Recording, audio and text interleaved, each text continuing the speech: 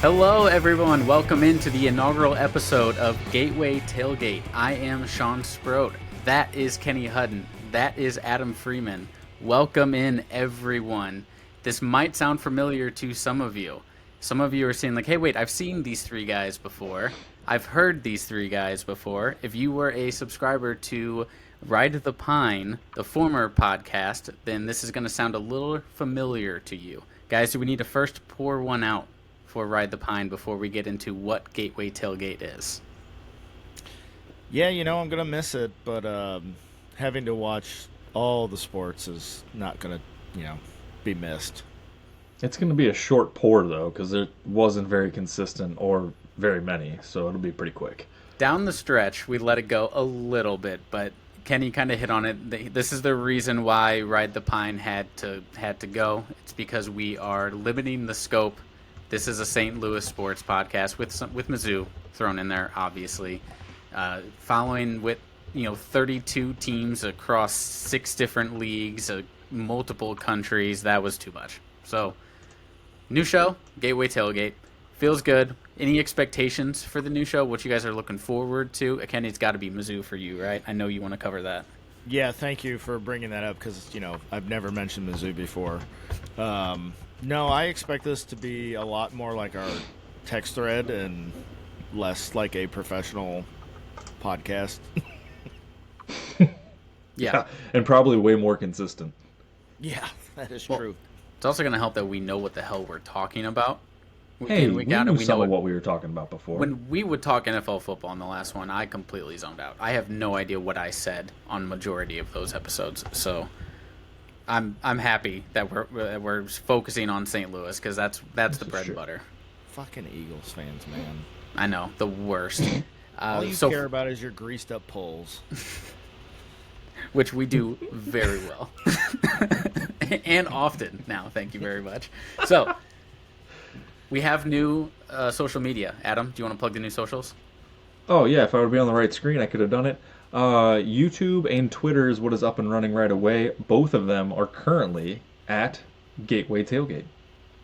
It's nice when they're both the exact same thing. Made that super easy for you. We're going to get on Blue Sky probably as well. I don't know how much we're going to get involved with that. We're probably going to be more on X than anything, but we will get on that. You can also email the show, gatewaytailgatepodcast@gmail.com, if you ever want to be included. You want to tell us what you didn't like or what you did like. If you want to talk about how handsome we are, if Kenny looks like a specific certain celebrity, you can let him know. So, yeah, please email the show. Definitely. We'll probably get on TikTok, too, if I can change the Ride to Pine over just to Gateway Tailgate. I think. Yeah, we probably should. Just start a new one at this point. Yeah, that's probably the way to do it. So to start us off, I have just a really quick short segment for you guys. We're going to call it just St. Louis Sports History. So this week in St. Louis sports, just a little fun facts for you guys. I got a couple 3, 4 here. So 1923, this week in St. Louis sports, the St. Louis Cardinals announced their players will wear numbers on their uniforms for the first time, they were one of the first teams across sports in the country to do that. Fun fact. Yeah, because Rogers Hornsby actually does not have a retired number. That is correct. Yeah. 1940. This one's really for you, Kenny. Peter Sauer, a.k.a. Ray Steele, beats Bronco Nagurski in St. Louis to become the National Wrestling Association heavyweight champion. That mean anything to you? No. I mean, the NWA is, history, but those names do not ring a bell. What a great name, by the way, Bronco Nagurski is. I remember it like it was yesterday. 1991, Brett Hull becomes a 70-goal scorer for the second straight season. He finished that year with, anybody know? It was a career high. Right? 86. Oh, 86 career high goals. And finally, 1995, Joe Mullen becomes just the second NHL player ever to appear in 300 games with 3 different teams. Penguins, 379 games. Calgary, 345. Any guesses how many 300 games he played with the Blues? 301. Yeah. Yeah, I don't think it was many. Yeah, that is correct. Nice. Good job, Kenny. I'm checking our rundown to make sure I didn't accidentally put this in there for you to see because if you did, I deleted it. Don't worry. So that's a short segment to start it off. St. Louis Week in Sports. First like up, that. we are going to talk about the NHL Trade Deadline. We are, of course, going to talk about it from a Blues perspective. But to give you kind of quick macro, the trade deadline is March 7th. We're recording this on the 2nd. So we've already seen some moves this year. Just to give you just a few, Avalanche acquired Ryan Lindgren from the Rangers. Canucks traded JT Miller to the Rangers. The Stars acquired Mikael Granlund and Cody Ceci from the Sharks. CC. Red Wings traded Ville Husso, who we know, to the Ducks, which could mean a certain other Anaheim goalie may be on the move soon. We'll talk about that. Goldberg? Exactly. And then the big one, which happened today, is Chicago, which we're not going to talk about much on this podcast, but we have to at least mention it. They moved Seth Jones to Florida for goalie Spencer Knight and a first-round conditional 2026 draft pick. I cannot believe that was the haul for Seth fucking Jones. Yeah, I know. Yeah, we'll get into it. We will. So the question really begs is, will this trade deadline be as busy as years past? And to go on to just another really quick rant here, just to highlight a few previous transactions. 2018 was a big one. New York Rangers shipped their former captain, Ryan McDonough, and TJ Miller, who I just mentioned was just traded again. But those two were moved to the Tampa Bay Lightning for 3 players and 2 draft picks. McDonough won 3 Stanley Cups with Tampa Bay.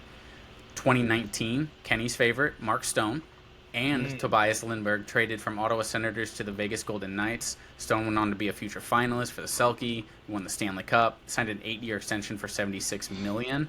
And then we had a couple Blues deadline day trades in the past too. 2017, Kevin Shattenkirk was traded to the Capitals for Zach Sanford, Brad Malone, and 2 draft picks. And I don't know if you recall, but Zach Sanford had a couple fisticuffs in a practice that may or may not have kicked off a winning streak for the 2019 Stanley Cup. And then the last one I have is the Blues. All of us want to forget. 2014, Ryan Miller sent to the Blues for Yaroslav Halak, Chris Stewart, and William Carrier. Miller had been with the Sabres for 11 years. He's still their all-time leader in wins, 284.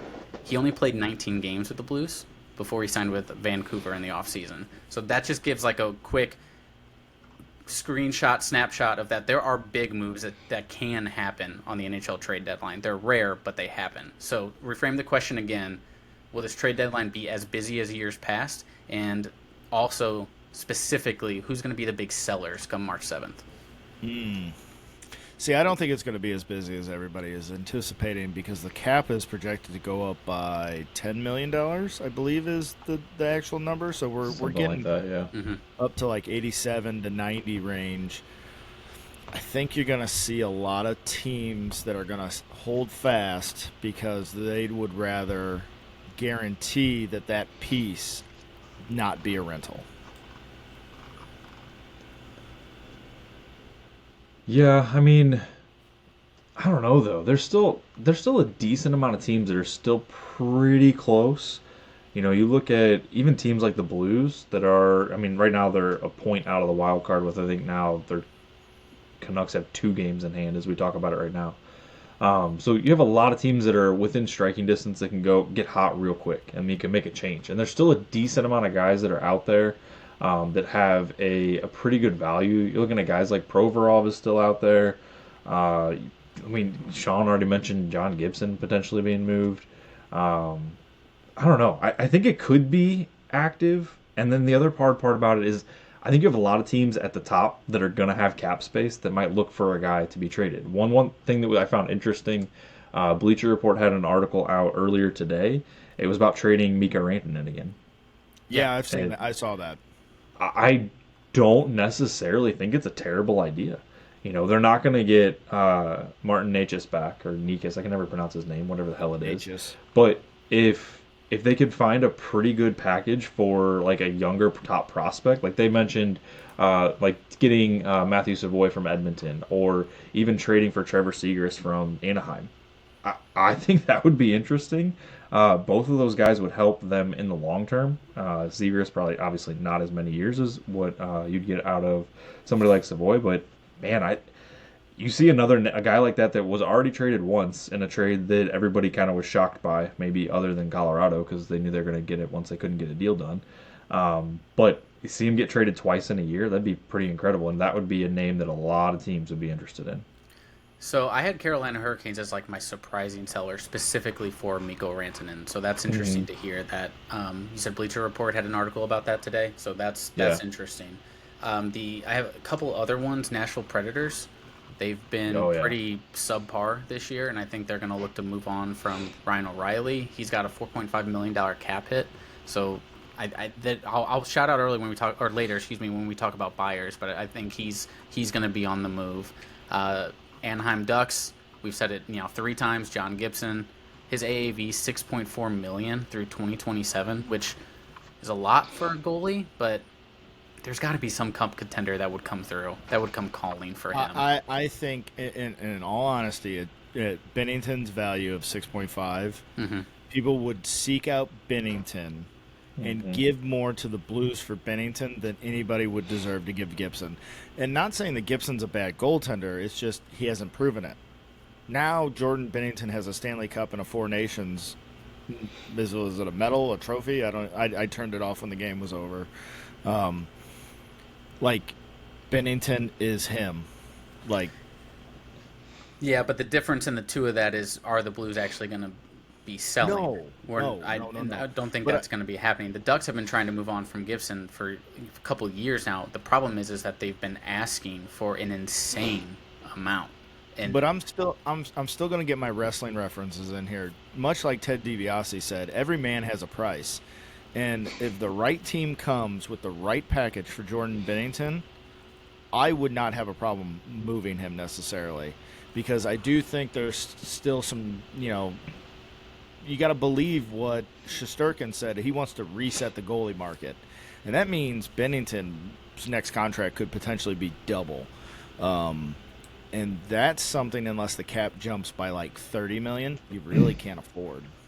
Well, that would require moving on from somebody else if you're going to go to re-sign him. So somebody like a Braden Shen, even though you're only 1 point out of the playoffs, could potentially be gone if you're going to retain Bennington and sign him long term, which I think. But even then, should. though, yeah, but he's still got 2 years, so I know that obviously the value is going to shoot up. But is he going to really be worth $12 million? And when he'll be 33, or will he be 34 at that point? Well, historically with NHL deals, 2 years is when you get dealt. So if it's going to happen, it's going to be this year.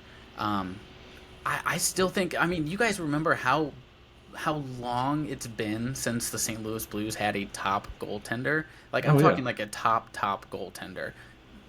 Grant Fuhr, maybe? Cujo? Curtis Joseph? You weren't getting the high of Grant Fuhr. You were getting, I mean, not to say that Fuhr you're getting wasn't the tail good off. as a Blue. You were getting older Grant Fuhr. I mean, Curtis Joseph.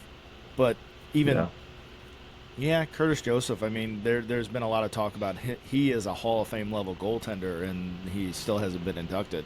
Yeah, that's what I'm saying, is that these guys are a dime a dozen, and I don't think you can just... I understand that some team may come in and offer just some insane package, multiple, like a first-round pick, and some big name can be coming the other way. I just don't think that's viable for the Blues, who have been searching for a franchise goalie since probably I walked this earth.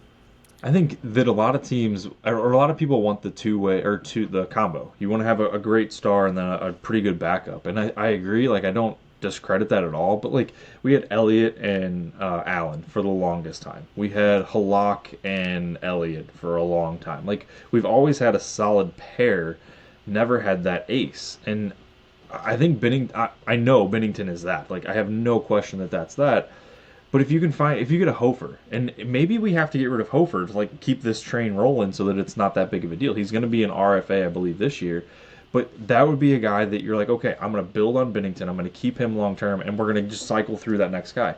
If Bennington is a 50-30, 60-20 split, then okay, cool. Like that's the split that we want to have to be able to keep a feasible record with an average currently roster. Yeah, I get that. Yeah. Who, on the flip side, who's buying? Are the Blues buyers, or any other teams that you think are going to be out there shelling out some money? I think if the Blues would have won today, the conversation of their buyer would have probably shifted. Well, they would have been technically in a playoff spot in the final wild card if they won today. Yeah. But Dallas pulled their pants down and spanked their bare bottom. Yeah. I don't know. I mean, look, it's easy for me to say and hate on, but I mean, it wouldn't shock me if Vegas tries to buy somebody. Yeah. I guess Florida's technically already a buyer, even though I already said, I didn't like that move. I don't think it's a good move. Not for a first rounder. Edmonton's got to do something, I think. Yeah. Dude, yeah. I have 3. I'm going to shout out that haven't been mentioned yet. Winnipeg Jets. Yeah. So I actually these are question marks for me. But they're the most. I guess they're kind of near the most likely. But they're still a question mark for the Jets because I think it might be a mistake to shake the team up. They're really good. They do need a center. They're a little light there, so maybe that's a landing spot for Ryan O'Reilly if they can afford the cap, which I think they can. Another one. This one's even more difficult to justify is the Toronto Maple Leafs. The only thing that would prevent them is the cap. But what if a Braden Shen moved to Toronto? The two teams have some mutual interests. That could be a landing spot for him. Third, before I get your opinions on that one, this one is the one that I think might kind of shock some people, is the New Jersey Devils. They're sitting at 76 points. They had some big injuries. Jacob Markstrom is about to come back from like an MCL strain, but I don't know if they can really depend on him down the stretch and in a deep playoff run with that injury. What if that's a landing spot for John Gibson? I could see that happening. Thoughts? Yeah. I mean, I know people have been talking about Braden Shen to the Maple Leafs, but if I'm Doug Armstrong and Alexander Steen, I'm not asking for anything less than Mitch Marner. I mean, I'd take Matthew Nyes. No. That might Mitch Marner. Yeah, the only problem, though, is you got to re-sign him. Well, and that's what I would say is, like, this is contingent on Marner re-signing with us. And right. I mean, could you imagine Mitch Marner, Jordan Kyrou being thrown pucks by Robert Thomas? And then you throw in Brady Tkachuk. I mean, it'd just be fantastic. Apparently, we're playing NHL 96 with the fair trades turned off. For real. I mean, I think my teams, I had the Devils. I had a few from the Metro, and really they're all right there. Devils, Jackets, and Rangers are all teams that I could see being buyers. They're all right at that cusp of being a playoff team. I think the Rangers of those would be the bigger one. Honestly, I think they could be a team that could go out and get Rantanen. Now, how they make it work with cap, I have no idea. But I could see them being a team that goes out to get them. On the Western Conference side, I think it's the Blues. I think the Blues are going to be buyers. Now, I think it's going to be strategical or strategery, depending on who you want to ask. All right, there, George I'm not really sure about either of those, but go ahead. Right. But I think that they are going to have to add the right player while subtracting the right player. To me, I think you're looking at the almost guarantee that Sundqvist gets traded. I think that's going to be... I would almost put money on that one. I think Foxa could still get traded. I think he would be a good addition to a lot of teams. And then I think you have to look at guys like Shen, and then honestly, Kyrou or Thomas. I think either one of those. Not that I would 100% support it, but I think that's a trade that you're going to get superstar for a superstar. I think there is a lot of smoke to the Brady Tkachuk fire. Now, we had this conversation with Matthew, a year and a half ago, whatever it was. But I think that there's probably more urgency for that trade to get done, and probably more urgency that if the Blues are going to move somebody like Kyrou, whose no trade kicks in after this season, to make that trade get done. And I think it's one of those things that it would be a huge addition, especially if you eliminate Shen from the conversation, because you're going to need a captain. You know, everybody wears an A until the end of the year, and then everybody knows in that sort of situation that Tkachuk would be getting the captaincy. But I think that could be something that could just be the St. Louis fan in me, but I think that there's a lot going on behind the scenes with that trade. I mean, I have softened my stance on, like, we need to let Kyrou play out, right? Like, yeah, fine, trade him, do whatever. But you cannot trade Robert Thomas. Like, that's your heart and soul right there. And yeah, but if you're getting a Tkachuk in return, does that make up for it? No, because my issue with Kachuk is what I said in our text thread a couple weeks ago, is that I think it costs you Neighbors and Snuggaroo. And I get it. Prospects are prospects for a reason. You don't know how it's going to play out. But if Jimmy Snuggaroo wins the Hobie Baker Award, he would be, the likelihood that he is going to be a good to high-level NHL player is very likely. I looked down the last, 10 Hobie Bakers, and there was only, one that I didn't know by name. So, I mean, you got a pretty good shot of him winning it, and I don't know. Again, maybe that's the rainbows and butterflies fan, sunshine and butterfly kind of view of it, but I think that kid has got a chance.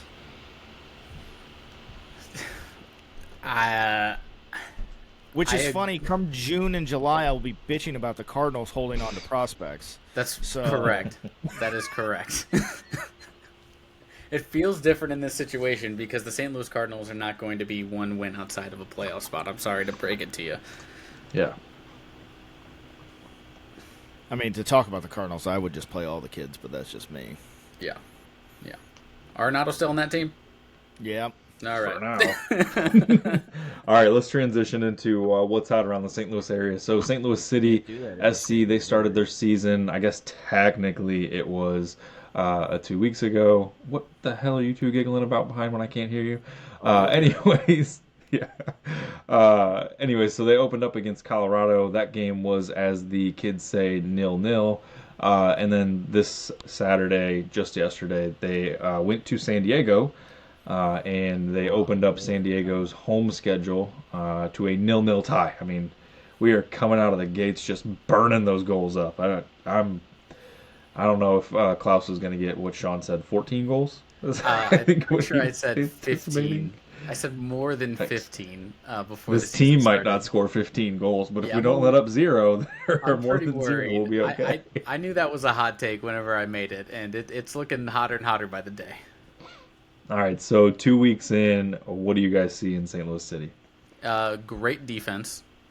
I mean, 0 goals against. They have 5 total, I think, shots against, but through 2 games. Berkey has barely had to do anything, which juxtaposed to the last year and the year before that, very different.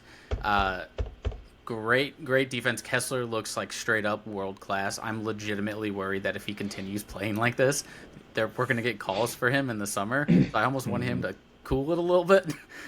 He looks amazing. Offense, scary. I don't like it. The team is coming out. They're playing the formation we thought they were going to with 3 in the back, but they're very punchless going forward. Leuven is dropping even farther in. I don't know if that's because they're injured through the middle and they're playing Watts as that 6, and he's just not connecting to Hartl and to Klaus and Bescher. So Leuven's having to drop even farther in than he normally would, and there's a disconnect. They're not playing through the middle like they used to. If you watch that San Diego game, all of our attempts were over the top. And since Klaus didn't start that game, we didn't have the hold-up play to be able to play that style. And when he came in, the team was gassed, and we couldn't do that anyway. We weren't playing through him. So I don't know. I don't know where they go from here. They play an LA team next week that is injured and let a lot of pieces go. So maybe we get our first goal of it. We'll see. Does that mean we win? Yeah. I would think so. Yeah. I'll call it now. I'll say an away win in LA next week. Why not? But we have to score a damn goal. I was gonna do the worst Jamie Tart impression and go, "You don't play to me, you play through me." Total football. As the soccer expert here, I've watched a whole 45 minutes of St. Louis City, and the one thing I can say is Berkey is still dreaming. Thank you. This is true. I don't think that goes away at his age or his nationality. And it's my contract year, by the way. Yeah. Oh, great. That's going to be interesting. That's going to be an interesting one for sure. For me, seeing them play in person against Colorado, they played very wide, which was awesome to see. They were very spread out. They moved the ball really well. I think they set a franchise record for most completed passes in that game. And then we didn't touch the ball at all against San Diego, which was quite interesting of a strategy there. We almost had 600 passes in total against Colorado, which is by far more than we've ever had under Carnell or Hack. And I don't think we broke 200 yesterday. It was I think I saw it. It was like 250, 260, somewhere in that range, maybe a little more than that. But not much, like not compared to the Colorado game. They play really wide because that's the wingback system. Yeah. But if you go back and you watch the San Diego game, watch how many times Hebert gets the ball, has the ability to go up the line, and turns it right back around. He's playing scared, man. And I don't know if he's playing in that position because we are hurt. We're lacking in some areas, and so he's kind of filling in. But we need to be a little bit more brave when we're moving the ball up the field. Yeah, and my concern, I mentioned it in another text, that is I think our three are good, mainly because Kessler is way, way above where he probably should be. You know, Hebert on one side, and then who started on the other side last night? Horn started on the other side. In my opinion, average at best, below average at worst. Like they're right in the between of where they should be, and in my opinion, I would add a fourth defender back there. I get very concerned that with the wingbacks going up too far, it happened a lot against San Diego, where we were stuck back on three, and thank God they were going up the middle and allowed either one of the edges to come in and help Kessler out. But I have concern about four, or I have concern about three. They need a fourth, or you put Durkin in and he plays that defensive midfielder deep. He doesn't go very far up. That's the plan. Yeah. That's what Watts has been doing. Yeah. Yeah. So doing that will help out, and then that's going to make Horn, or who's the other outside defender? Is that Baumgartel or whatever his name is? So Baumgartel would more than likely be playing the center back. But the problem is he can't get on the field because Henry Kessler is playing just out of his mind. Right, out of his mind. So then your other concern becomes, who does Hebert have? And Hebert has had, I think he had Totland on his side this week. That concerns me because he just runs. I don't know. And then you throw in the offense. Almost the worst thing about the offensive attack is they have too many guys. There's never a bad thing, and I told you guys before we jumped on that Twellman said that the attack is going to change depending on who they play, which is great, but you're not going to get any sort of consistency, or at least typically you don't get the consistency. So I would be a little bit more concerned with that. They have a bunch of dudes. Like let's not joke around. They have guys that can put the ball in the net and can move the ball up. There's no issue with that. But if you don't have the consistency, I'd get concerned with that. To that, just really quickly, I'll say at half, they brought Toyshirt off, and they brought on Durkin, and that was planned to bring Toyshirt off because he hasn't really played much. He didn't have much of a preseason, so he was limited to 45 minutes to begin with. But they brought Durkin on, who's also coming back from an injury, to get him 45 in. Don't you think that would have been a pretty damn good spot to have an Indiana Vasilev come off the bench? Usually. Mm-hmm. Yeah. We'll ask Philly how that goes. All right, so let's move on. We already talked about the Blues. We'll skip over them. What about Mizzou? Mizzou basketball, they played South Carolina this week and absolutely beat the brakes off of South Carolina, 101-71. And then they went to Vandy, and I don't know what happened. Maybe it's the weird corners of the gym. Maybe it's the bench being on the end line. It's so weird. It's the massive amount of cheerleaders that they had on the other sideline. It was stretched from end to end. It was incredible. But they lost in overtime 97-93. Shooting kind of went cold. Defense went out the window. I don't know. I'm not sure how to anticipate it. It's a quad one loss. I'm not disappointed about that at all. But I think it's a game that they should have won, and that I bet the entire team says that they probably should have won. Look out, Oklahoma this week. You're going to get absolutely destroyed.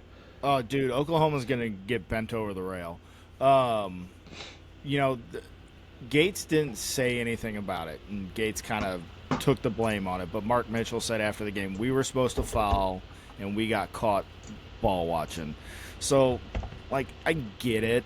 At least they can recognize it. But the team lives and dies by what Caleb Grill and Tamar Bates does. And Grill, unfortunately, the last couple games has been very streaky.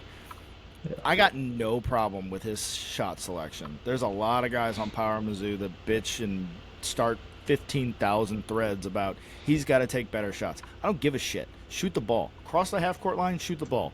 He's making like 50% of his three-pointers. Like, I don't care.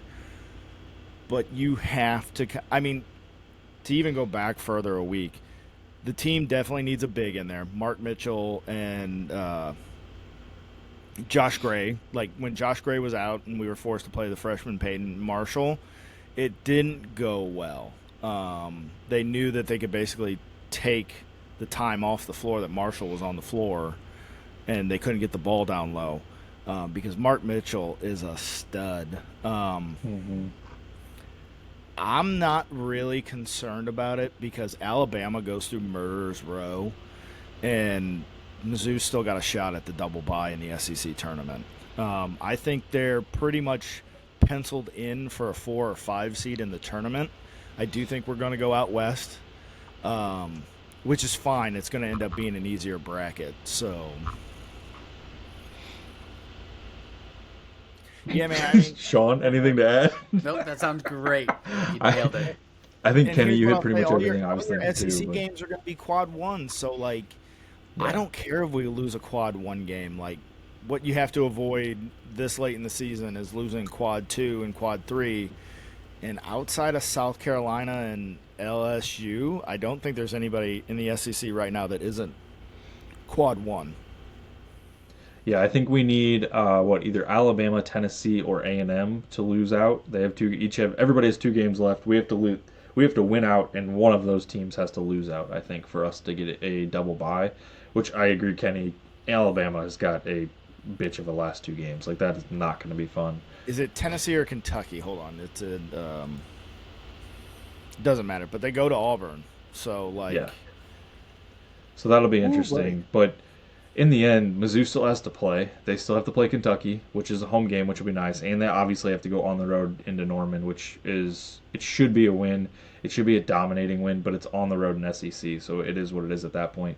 I think the double bye is important for Mizzou because it will not just solidify their seed, but I think it's going to get them the better bracket. If they can get a double bye and get 1 win, I think that they get into that Midwest bracket, which I think will favor them a lot better. I do not want to see them in a bracket with Duke. Really, Duke, Houston, or Auburn. Those are the 3 teams I don't want to see them with. Auburn is a way above any level team that is out there. Duke I would put as 1B, and then Houston would be comparison to like an Alabama. We've beat Alabama before, but on a neutral court, anything can happen. And Houston's a good club. I think that would be my only concern. Outside of that, we could play with any team in the NCAA. So if we get into a bracket with either of those 3, I question it. Other than that, I might be looking at a Final Four run. See, again, Sunshine Pumper, I think with the fact that you went into Florida and beat Florida, and then you beat Alabama, and you beat KU, and you can say KU's fallen out of the top 25, and that's fine, but they were number 1 when you beat them. Yeah. I think this team can play with anybody. Yeah, it'll be interesting. Mizzou also made a little bit of noise in the NFL Combine. Yeah, they did. Brady Cook, lights out throwing, was absolutely incredible on his throwing display. Luther Burden ran a 4.42 40. Hello. And Membu, offensive line, 6'4". What is he, 6'4", 290? Or did he break 300? 315. Yeah. Big boy. A 4.91 40-yard dash. He was the 5th fastest, I believe. Or no, he was 3rd fastest. One of 5 offensive linemen to break the 5-second point on his 40-yard dash. That's a big... That is a big combine for Mizzou football. Is Brady going to jump up outside of, let's call it the 4th or 5th round? Probably not. He's still going to be a late round pick. I'm okay with that. But Burden probably now is a top 15, top 20 would be my assumption. In reality, he should be top 15, probably top 10. And I think Membu goes into top 10, probably top 5.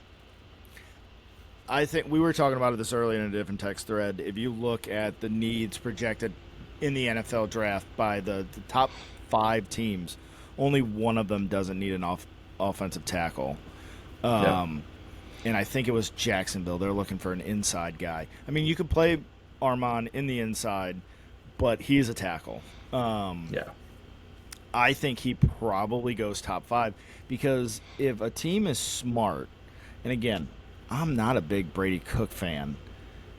I kind of eased off that gas of like he can't do it.